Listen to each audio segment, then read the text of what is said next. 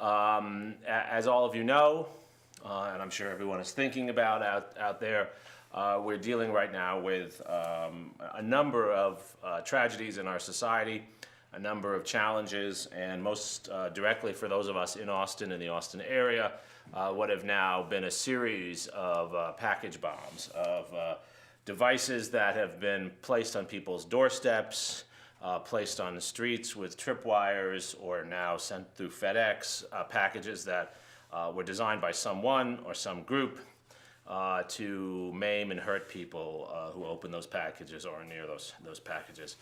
It goes without saying that this is despicable behavior, and it goes without saying that our law enforcement officers deserve all of our support and help in figuring out who is responsible for this, and they will, and making sure that whoever is responsible for this is not able to continue doing this. I want to speak for a couple of minutes as a historian about what all of us should be doing as citizens.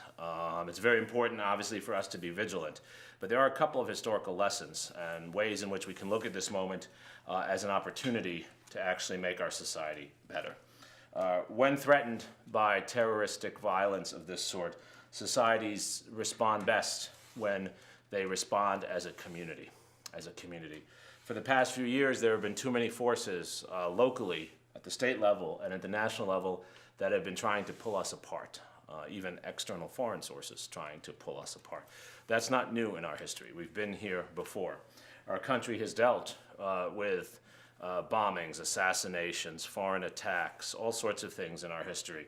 And the one recipe of success has been when we as a community come together, first of all, to renounce this kind of behavior, but also to help one another and to make ourselves better, and to recognize that this kind of behavior preys upon the divisions within our society, and that we are best and strongest in our response when we look to these threats to bring ourselves together. What does that mean practically today?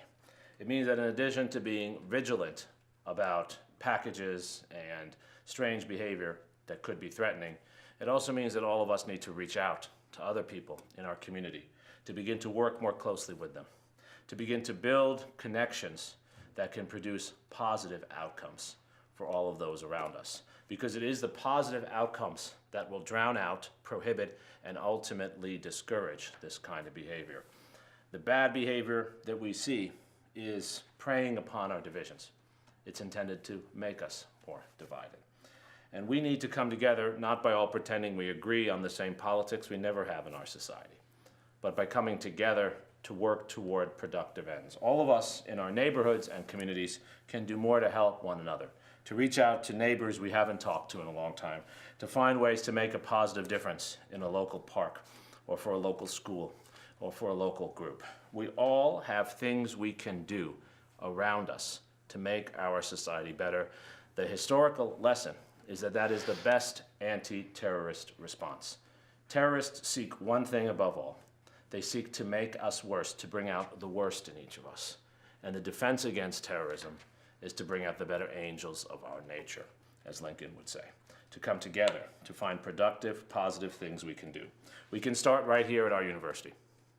All of us can reach out to people at our university who we haven't reached out to before, form new working relationships, find ways to make positive things happen, find ways to help one another, find ways to improve one another, and find ways to embark upon things that will make a positive difference in our world.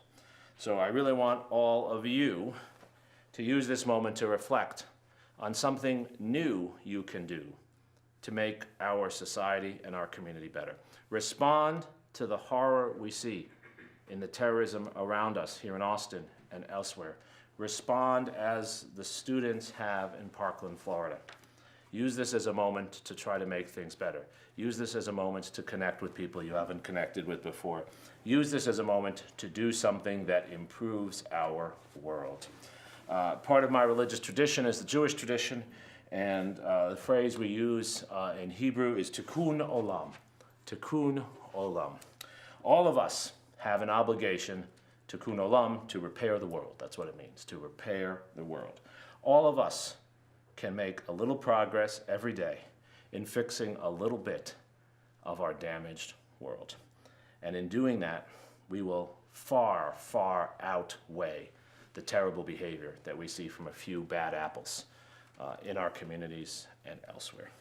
So all of us should take that historical wisdom, should take that moral purpose, and should take this moment of challenge to find that opportunity to repair the world. Please find a way after class, not during class, but after class. Please find a way to go out and repair the world, to reach out and make a small positive difference. That is the way that democracy defeats hatred, horror, and violence. And that is how all of us are empowered.